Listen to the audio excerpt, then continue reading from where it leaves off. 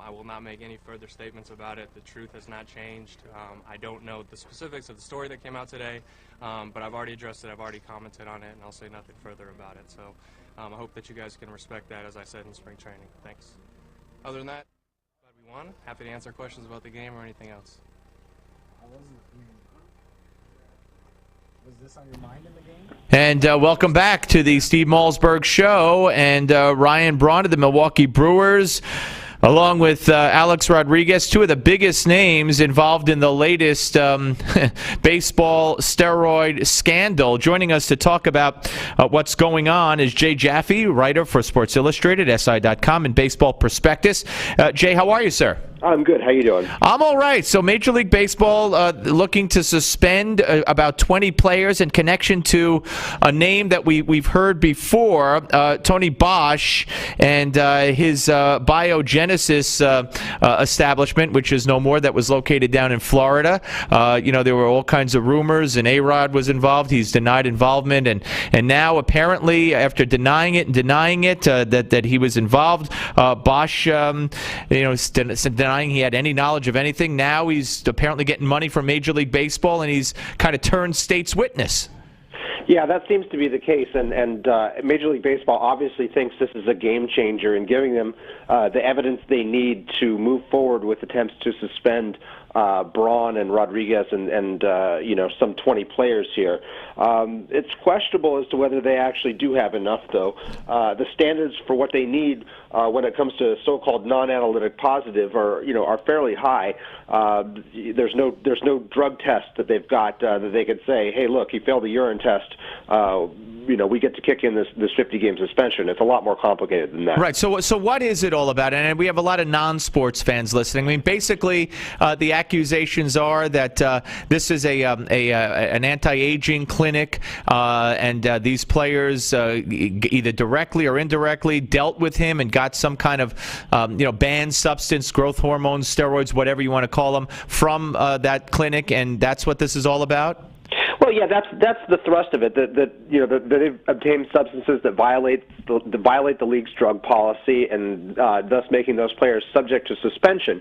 But again, without a positive test, you have to establish proof that these players, took these substances, and the proof is not just a report in a newspaper or on a website that they did. In this case, what MLB thinks that they have is the ability to get Bosch to sign an affidavit claiming that the documents that baseball has uncovered and that the Miami New Times uncovered are in fact genuine, and that they do detail illegal drug use by these players. Therefore, they can be suspended. And there's a lot of room for the Players Association and the lawyers for these players to cast some doubt on that. And we won't necessarily be able to see that in public the way we would in a court case, but it's still a complicated process, and I think we're a long way from the finish line. Right, and you point out in your piece that it is not a court case. It's not a court of law, and that's what baseball has going for it. On the other hand, they're going to have to present this evidence to an arbitrator. The players' union is going to fight for the players. I think you'll agree, correct? Yes, absolutely. It's not just the big names they fight for. They'll fight for everybody who's under their auspices. And unfortunately for some of the players who are not, the minor leaguers, they can be disciplined in a different manner, as we've already seen with MLB suspending minor leaguer Cesar Carrillo for 100 games for his involvement in this. But the players who are major leaguers, there's only a couple, I think, that might fall under the Major League Baseball is talking about 100-game suspension, but the contract, the Major League, the players' contract, the agreement calls for a 50-game suspension if it's your first time. And players like Rodriguez and Braun, who got, Braun was found basically was vindicated by an arbitrator recently. They haven't been suspended, so there's no way probably that 100 games would ever kick in. Correct? Yeah, I think that's probably correct. It sounds like what baseball wants to do is to make a claim that if Braun and Rodriguez and maybe some of the other players like Melky Cabrera and Yasmani Grandal, that if they previously denied any connections to this situation, that constitutes a separate set of infractions, and therefore a 100-game suspension would kick in. But again, there's a lot to litigate within the boundaries of this case. We're talking to Jay Jaffe, a writer for Sports Illustrated, SI.com, and Baseball Prospectus here on the Steve Malzberg Show. What's the purpose here? I mean, why now? We understand that players have been talked to and are in the process of being talked to by the league, and I'm sure they've had their union representatives there with them. And why now, and what is the league trying to do here? I'm sorry. I lost the thread of what you're saying. Yeah, I just mean why pursue this? Why now? Why do you think the league is doing this? Yeah, I'm sorry. It's because they've finally hashed out an agreement with Bosch, who is basically, he's being sued by Major League Baseball. He's apparently out of money. He's also got the federal government in the state of Florida sniffing around his defunct operation to see what they can get on him. What he may be looking for, some kind of protection, some kind of financial compensation for finally turning on his clientele here. Yeah, and okay, so what's the timetable? I mean, how soon before this goes to an arbitrator or arbitrators for the various cases? Well, I don't know. We don't know that it'll ever actually get to the arbitrators, but you can look back at the Ryan Braun case, in which Braun, was said to have tested positive, I believe, sometime in September or October.